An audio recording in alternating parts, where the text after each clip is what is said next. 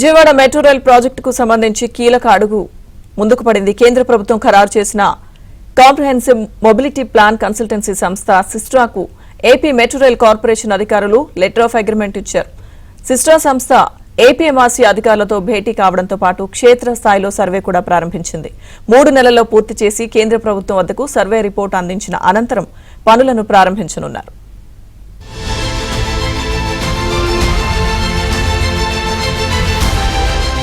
Vijayawada metro ప్రాజెక్టుకు 100% ఖర్చు భరించాల్సిందిగా కేంద్ర ప్రభుత్వానికి ఏపీఎంఆర్సీ రాసిన లేఖ మేరకు తాజాగా సీఎంపీ తయారు చేయాల్సిందిగా కేంద్రం నిర్దేశించింది. సీఎంపీ రూపకల్పనకు ఏపీఎంఆర్సీ అంగీకారం తెలపడంతో కన్సల్టెంట్ ఎంపికను వేగంగా చేపట్టింది. ఇంతకు ముందు Vijayawada metro rail project DPR తయారు చేసిన సిస్ట్రా సంస్థే ఈ సీఎంపీ బాధ్యతలను కూడా దక్కించుకుంది. కన్సల్టెన్సీ సంస్థతో మాట్లాడి అగ్రిమెంట్ ఇవ్వాల్సిందిగా కేంద్ర ప్రభుత్వం నిర్దేశించింది.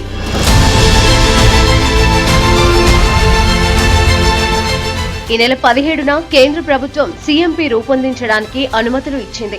18న ఏపీ మెట్రో రైల్ కార్పొరేషన్ అధికారులు సిస్ట్రాకు లెటర్ ఆఫ్ అగ్రిమెంట్ ఇచ్చారు. అనంతరం సిస్ట్రా సంస్థ ప్రతినిధులతో భేటీ అయ్యారు. కేంద్ర ప్రభుత్వ ఆలోచనలకు అనుగుణంగా ప్రయాణికుల రాకపోకల సర్వేను చేపట్టడానికి ఎలాంటి పద్ధతులు అవలంబించాలో నిర్దేశించింది.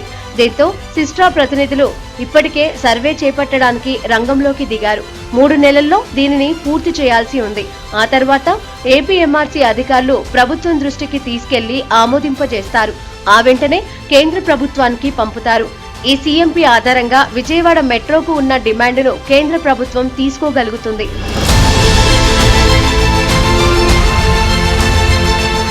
రాష్ట్ర ప్రభుత్వం ఏపీఎంఆర్సీ అధికారులు కోరినట్టుగా నిధులు ఎంత మేరకు విడుదల చేయాలో నిర్ణయించుకుంటుంది. కోల్కతాలో మాదిరిగా కేంద్రమే పూర్తి నిధులతో మెట్రో ప్రాజెక్టును చేపట్టే అవకాశం ఉంటుంది. సీఎంపీ పూర్తయ్యే వరకు విజయవాడ మెట్రోకు నిధుల అంశం కొలిక్కి వచ్చే పరిస్థితి లేదు.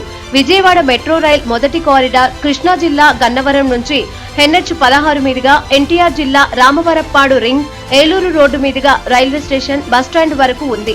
రెండో కారిడార్ కృష్ణా జిల్లాలోని పెనమలూరు సెంటర్ నుంచి ఎన్టీఆర్ జిల్లాలో బందరు రోడ్డు మీదుగా బస్టాండ్ వరకు సాగుతుంది. ఈ 2 కారిడార్లకు 11,009 కోట్లు ఖర్చు కానుంది.